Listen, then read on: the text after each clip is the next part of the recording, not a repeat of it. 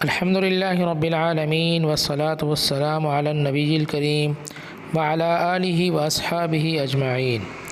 سعاد on line academy کی طرف سے حفاظ کورس کا سبق نمبر 4 عنوان نماز با جماعت، 16 اہم عنوان کا تذکرہ اس میں ہم کریں گے۔ نمبر 1، اللہ اکبر یا اللہ اکبار کہنا۔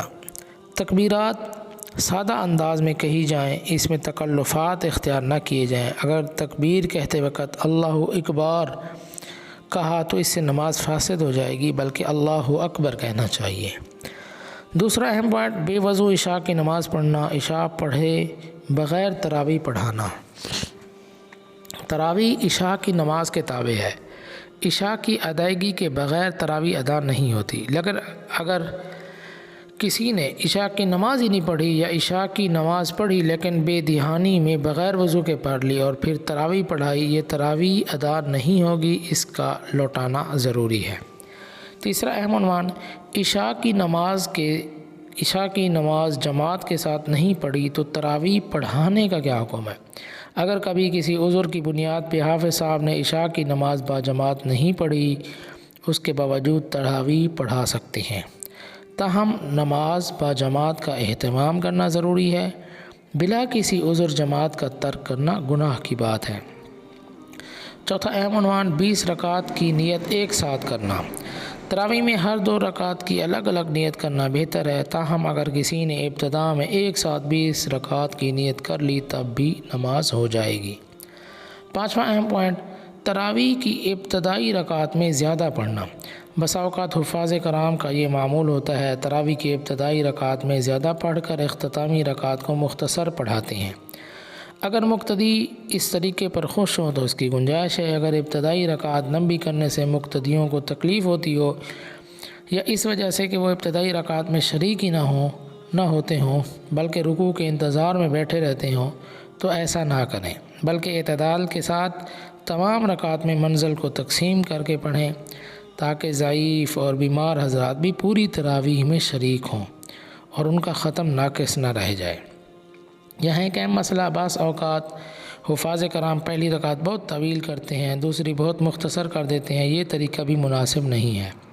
پہلی رکعت میں دوسرے کی بنسبت کچھ زائد مقدار تلاوت کر لی جائے تو کوئی حرج نہیں، لیکن بہت زیادہ فرق کرنا مناسب نہیں ہے۔ چھٹا اہم عنوان، رکوع اور سجود میں یا تشہد میں قرآن یاد کرنا۔ بعض حفاظ کرام رکوع، سجدے یا تشہد میں اگلی رکعت کی آیات یاد کر رہے ہوتے ہیں، یہ غلط ہے۔ رسول اللہ صلی اللہ علیہ وسلم نے رکوع اور سجدے میں قرآن کریم پڑھنے سے منع فرمایا۔ اگر کسی نے پڑھ لیا تو نماز ہو جائے گی، لیکن یہ عمل درست نہیں ہے۔ رکوع سجدے میں پڑھا نہیں، صرف سوچا، رکوع سجدے کی تسبیحات چھوڑ دی تو ایسا کرنا بھی مکروہ تنزیہی ہے، نہ کیا جائے۔ اگر تشہد میں قرآن کریم پڑھا تو تاخیر واجب کی وجہ سے سجدہ سہو بھی لازم ہو جائے گا۔ ساتواں اہم عنوان، 1 رکعت پڑھی۔ اگر 1 رکعت پڑھ کر سلام پھیر دیا تو اس رکعت کا اعتبار نہیں کیا جائے گا، جو کچھ اس میں پڑھا ہے اس کو دوبارہ پڑھا جائے گا۔ 8واں اہم مسئلہ، پہلی رکعت میں بیٹھ کر کھڑا ہوا، پہلی رکعت کے سجدے سے اٹھ کر کھڑا ہونے کے بجائے بیٹھ گیا، پھر کھڑا ہوا، ایک رکن کی مقدار 3 مرتبہ سبحان اللہ کہنے کی مقدار سے کم بیٹھا تو کچھ لازم نہیں، نماز ہو جائے گی۔ اگر 1 رکن کی مقدار بیٹھا پھر کھڑا ہوا تو آخر میں سجدہ سہو لازم آئے گا۔ 9واں اہم عنوان، 3 رکعت پڑھ لی۔ اگر حافظ صاحب نے 3 رکعت پڑھ لی، اس میں تفصیل یہ ہے کہ دوسری رکعت میں قعدہ کیا یا نہیں۔ اگر دوسری رکعت کا قعدہ ہی نہیں کیا، تیسری رکعت پڑھ کر سلام پھیر دیا تو یہ تینوں رکعتیں فاسد ہوں گی۔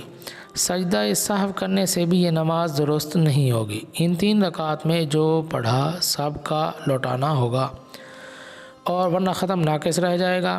اگر دوسری رکعت کا قعدہ کر کے کھڑے ہو گئے، تیسری رکعت پڑھ کر سلام پھیر دیا تو سجدہ سہو کرنے کی صورت میں پہلی 2 رکعتیں صحیح ہو جائیں گی، البتہ تیسری رکعت میں جو کچھ پڑھا ہے اس کو لوٹانا ہوگا۔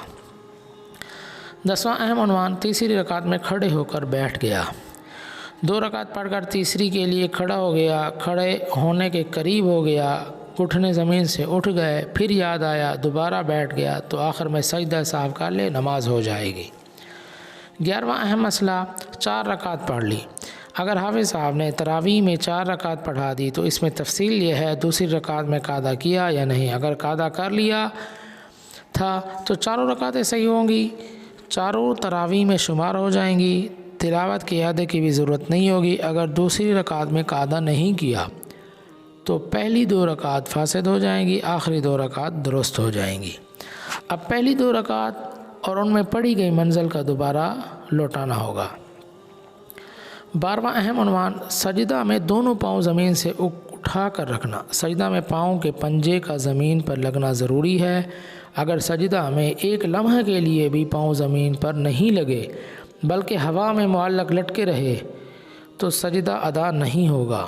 سجدہ فرض ہے، اس کے چھوڑ دینے سے نماز نہیں ہوتی، فاسد ہو جائے گی۔ لہٰذا سجدہ میں سنت کے مطابق دونوں پاؤں اچھی طرح زمین پر جما کر رکھے اور ان کی انگلیاں قبلہ رخ ہو جائیں۔ 13واں اہم پوائنٹ، گھڑی دیکھنا۔ نماز کی حالت میں قصداً گھڑی دیکھنا مکروہ ہے، نماز کے ثواب میں کمی آئے گی۔ اگر وہ بلا ارادہ گھڑی پر نظر پڑ گئی ہے، وقت بھی معلوم ہو گیا ہے تو کراہت نہیں ہے، تاہم نماز میں نگاہوں کو سجدے کی جگہ پر رکھنا چاہیے۔ 14واں اہم پوائنٹ، لکھی ہوئی چیز پڑھنا۔ نماز کے دوران لکھی ہوئی چیز قصداً زبان سے پڑھی، نماز فاسد ہو جائے گی۔ نماز کے دوران اگر لکھی ہوئی چیز قصداً دیکھی اور سمجھی، نماز زبان سے ادا نہیں کی، پڑھی نہیں، نماز فاسد نہیں ہوگی، لیکن ایسا کرنا مکروہ ہے۔ اگر بلا قصد کسی لکھی ہوئی چیز پر نگاہ پڑ جائے اور سمجھ آ جائے، نہ پڑھا ہے نہ اس کو سوچا ہے، تو یہ گناہ نہیں ہے اور نہ ہی اسے نماز فاسد ہوگی۔ 15واں اہم عنوان، لقمہ قبول نہ کرنا۔ اگر سامع یا کوئی اور لقمہ دے، امام کو اس لقمے کو قبول کرنا چاہیے، اسے انا کا مسئلہ نہیں بنانا چاہیے اور نہ ہی غصے کا اظہار کرے۔ ہاں، اگر 100% یقین ہو کہ صحیح پڑھ رہا ہے تو لقمہ نہ لے۔ سامع بھی مسلسل اصرار کر کے لڑائی کی صورت نہ بنائے۔ ختم قرآن پر دعا کرنا۔ ختم قرآن کا موقع دعا کی قبولیت کا موقع ہے، اس موقع پر اجتماعی دعا کرنا مستحب ہے۔ ختم قرآن کے موقع پر اجتماعی دعا کرنا صحابہ کرام، اکابرین اور مشائخ کا معمول رہا ہے، اس لیے ختم قرآن کے موقع پر دعاؤں کا اہتمام کرنا چاہیے، یہ قبولیت کا وقت ہے۔ السلام علیکم ورحمۃ اللہ وبرکاتہ۔